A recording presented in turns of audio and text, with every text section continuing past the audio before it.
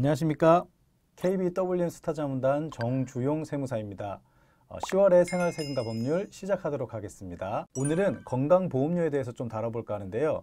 작년이죠. 건강보험료 부과체계 2단계 개편이 있었습니다. 그래서 여러 가지가 개정이 많이 됐었는데요. 그 중에서 오늘은 소득부과 건강보험료 조정과 정산 제도에 대해서 좀 설명해 드릴까 합니다.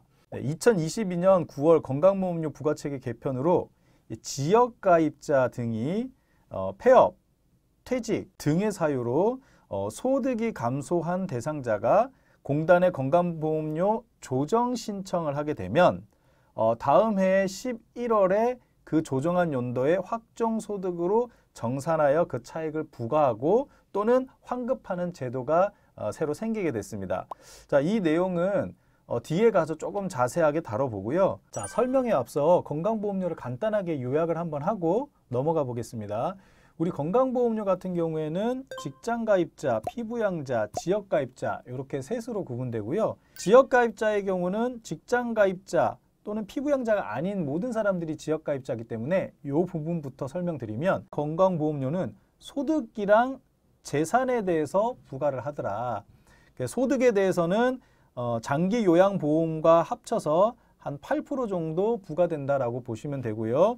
재산에 대해서는 등급별 부과 점수에서 208.4원을 곱해서 건보료를 부과한다라고 보시면 되겠습니다. 자, 그래서 여기서 말하는 소득은 여기에 적혀 있는 소득을 기준으로 하고요. 건보료가 부과되는 재산도 여기에 해당하는 재산들이 건보료 부과 대상이 된다라고 보시면 되겠습니다. 자, 그 다음에 직장가입자는 근로소득이 있는 근로자가 직장가입자의 대상이 되는데요. 자, 이 직장가입자는 재산에 대해서는 부과하지 않습니다. 오로지 급여 또는 급여 외 소득이 있으면 그 소득에 대해서만 건보료를 부과하고 있고요.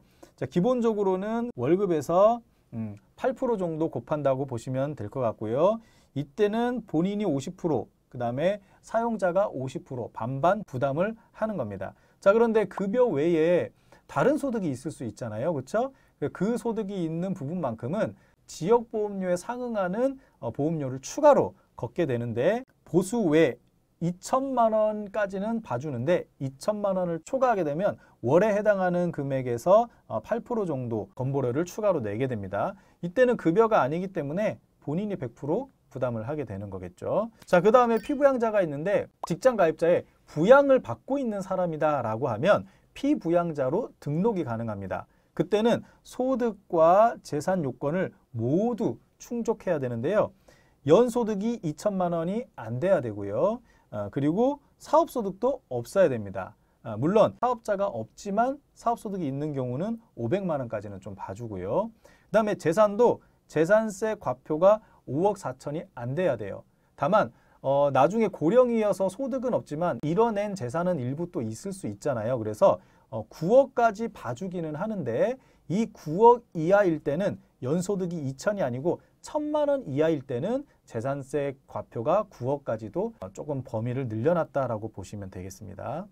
자, 그러면 건강보험료 조정이랑 정산이 왜 필요하냐? 그 이유를 한번 볼게요. 지역가입자의 소득 산정 시기를 한번 보면 이 2021년도에 소득이 발생을 합니다. 근데 이 소득은 언제 국세청에 신고를 하냐면 다음 연도 5월 달에 소득세 신고를 해요. 자, 그러면 이 자료가 건강보험공단에 언제 통보가 되냐면 11월 달에 통보가 됩니다.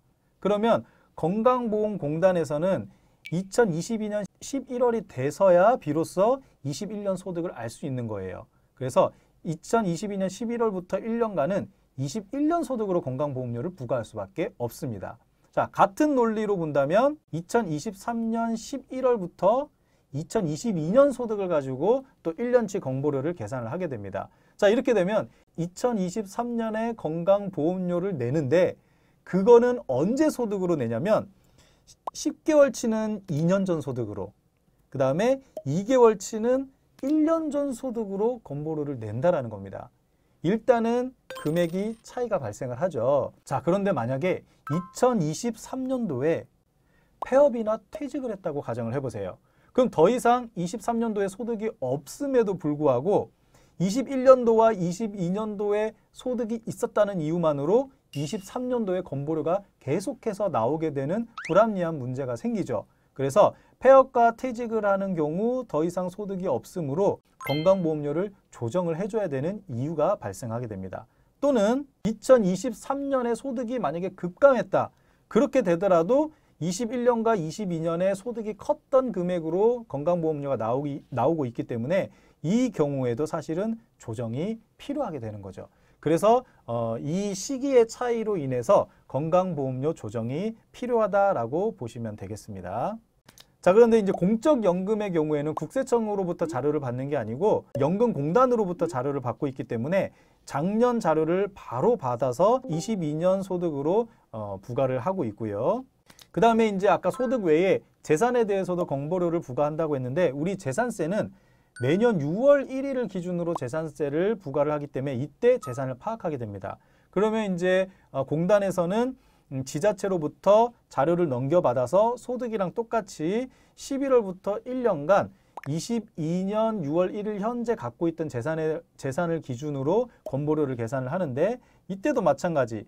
예를 들어서 부동산을 처분했다라고 하면 더 이상 부동산이 없기 때문에 이 재산에 부과되는 건보료를 내는 거는 너무 억울하겠죠. 그래서 이때도 조정 신청이 필요합니다. 자, 그런데 이 조정은 과거에도 해오고 있었어요. 조정 신청만 하면 보험료가 줄어들잖아요. 그래서 별도로 정산의 과정은 거치지 않아도 되기 때문에 요번에 정산제도가 생기는 것은 소득에 대해서만 정산제도가 생겼다라고 보시면 되겠습니다.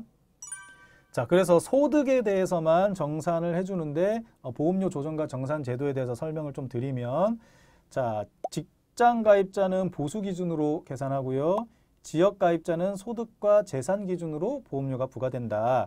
근데 소득은 앞에서 말씀드렸던 것과 같이 소득 발생 시점과 보험료 부과 산정되는 시점이 올해 건보료는 2년 전, 1년 전 소득으로 계산되기 때문에 뭔가 차이가 났었죠.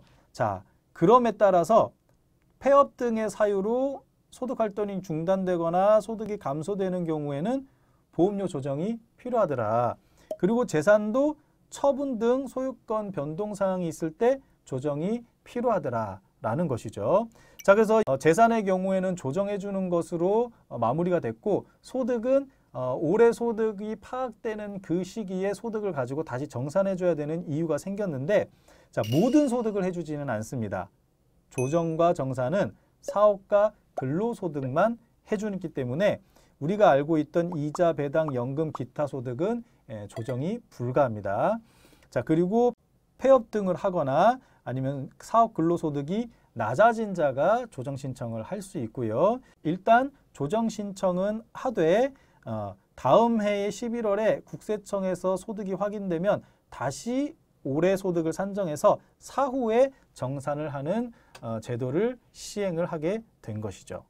그래서 이제 정산제도 한번 쭉 읽어보시면 될 거고요. 자, 정산 방법만 다시 한번 읽어보면 보험료를 조정한 이후에 정산이 되므로 현재는 1월부터 10월까지는 2년 전 소득으로, 그 다음에 11월부터 12월까지는 1년 전 소득으로 계산을 하다 보니 2023년인 올해 혹시 소득이 2년 전, 1년 전보다 적을 것 같으면 조정 신청을 해서 조정을 받은 다음에 내년 11월에 확인된 소득으로 다시 정산을 하는 과정을 거치게 된다라는 것입니다. 자, 마지막으로 요약해서 한번 설명 한번 드려볼게요. 재산의 경우에는 조정하는 걸로 끝나기 때문에 과거에 조정 제도가 있었고 지금 따로 정산 제도가 불필요하게 되는 거고요. 이제 소득의 경우에는 과거에 조정 제도가 일부 있었는데 그게 2023년도 소득으로 다시 한번 정산하는 게 새로 생기는 거기 때문에 그 부분 다시 한번 설명을 좀 드려보겠습니다. 소득에 대한 건보료가 지금 앞에서 설명드린 대로 이렇게 과세가 된다라고 말씀을 드렸어요. 자, 그런데 폐업이나 해촉 등의 사유로 조정을 신청하는 경우 어떻게 정산되는지를 한번 보시면 2023년도에 폐업이나 퇴직을 하게 돼요. 그러면 소득이 발생하지 않아서 조정을 해달라고 신청을 하게 됩니다. 과거에도 조정 신청이라는 거는 있기는 있었어요. 자, 그런데 정산제도가 없었기 때문에 어떤 문제가 생겼냐면 폐업이나 퇴직을 해서 나 조정해줘 라고 해놓고 그 이후에 소득이 발생을 합니다. 그런데 공단에서는 언제 알아요? 내년 11월 달에 소득이 있다라는 걸 알기 때문에 조정은 해줬지만 소득이 있는 게 밝혀냈어도 정산 제도가 없어서 다시 과세를 할 수 없는 문제가 있었거든요. 그래서 다시 정산을 해서 소득이 없던 사람은 그대로 인정을 해주고 소득이 새로 발생한 사람은 추가로 부과까지도 하게끔 그렇게 합리적으로 만들어 놓은 거죠. 자, 그리고 두 번째는 소득이 감소했을 때도 조정 신청을 과거에 해줬는데 이때는 23년 소득으로 정산하는 게 아니라 23년 5월에 22년도 소득이 밝혀지기 때문에 6월부터는 22년 소득을 알 수는 있어요. 어차피 11월 달에 2022년 소득으로 과세가 될 거지만 2022년 소득을 5월에 소득세 신고하고 6월부터 알 수가 있으니까 이 5개월만이라도 빨리 줄여줘.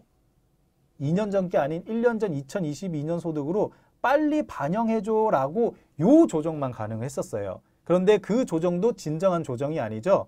그래서 2023년으로 반영하는 게 진짜 조정이다라고 해서 이때 정산을 해주는 규정이 새로 생겨나게 된 겁니다. 그래서 소득이 줄어들었다 그러면 과거에는 21년 소득보다 22년도에 줄어들었으니까 요 5개월치라도 반영해줘 라고 신고했다면 지금은 그게 아닌 2023년도 소득이 2년 전과 1년 전 소득보다 줄었으니 나 조정 신청 지금 하면 나중에 23년 소득이 밝혀지는 이때 23년으로 다시 제대로 계산해줘 라는 겁니다. 자, 그래서 요거는 23년도에 소득이 줄거나 폐업 퇴직을 했을 때 조정 신청을 하면 23년 소득으로 정산해 주는 거고요. 그걸 원치 않고 나는 오히려 23년도에 소득이 좀 올랐거나 비슷하다면 조정 정산 신청을 하실 필요는 없게 되는 겁니다. 자, 그러므로 2023년 폐업이나 해촉 등의 보험료 조정 신청을 하게 되면 24년 11월에 소득을 확인하고 그 소득으로 보험료를 정산을 해주게 됩니다. 물론 이때도 사업 근로소득이 하나이기 때문에 다른 소득이 있는 분들은 조정 신청이 불가하다는 점 마지막으로 확인해 주시면 될 것 같고요. 자, 그런데 작년에 이미 9월부터 시행이 됐기 때문에 그때 조정 신청을 하신 분들도 계세요. 그 분들은 이제 올해 11월 달에 첫 번째 정산을 하게 됩니다. 그래서 올해 11월 달에는 작년에 신청한 사람이 정산을 받게 되고요. 올해 소득이 적을 것 같거나 올해 폐업이나 해촉이 된 경우 이런 분들은 올해 신청을 하면 내년 11월에 정산이 된다는 거 꼭 기억하시면 되겠습니다. 자, 오늘은 여기까지 하고 저는 다음 달에 더 알찬 내용으로 찾아뵙도록 하겠습니다. 감사합니다.